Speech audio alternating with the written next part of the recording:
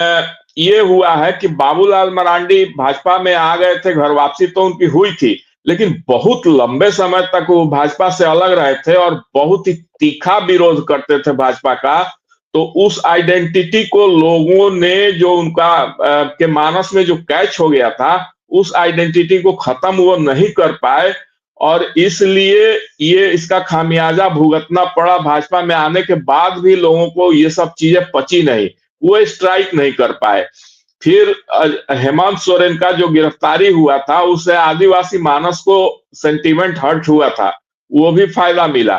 तीसरी बात है कि हेमंत सोरेन की पत्नी, वो 8 महीनों में इतनी जबरदस्त ढंग से उन्होंने अपने आप को स्टैब्लिश किया है।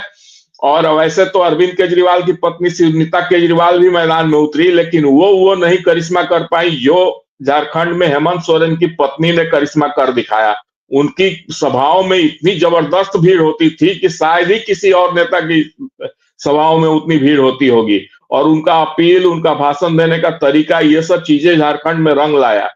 फिर झारखंड में ये जो है मैया सम्मान योजना, इसने भी रंग लाया और महिलाओं का बहुत बड़ा चंक ये झारखंड मुक्ति मोर्चा और उसके अलायंस पार्टनर्स के पक्ष में गया।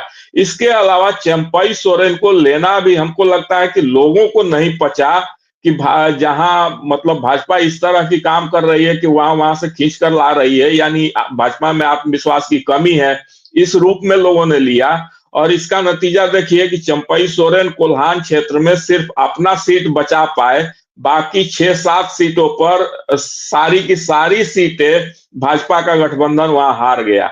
और एक और चीज हुई है कि सुदेश महतो, जो पहले वहां का एक बहुत बड़ा पॉलिटिकल फोर्स माने जाते थे, वो अब आज के डेट में आउटडेटेड साबित हुए, बल्कि उनकी जगह पर जयराम महतो, वो इस इन लोगों के अलायंस में है, यूपीए वाला इंडी अलायंस में है, तो वो ज्यादा कारगर साबित हुए हैं।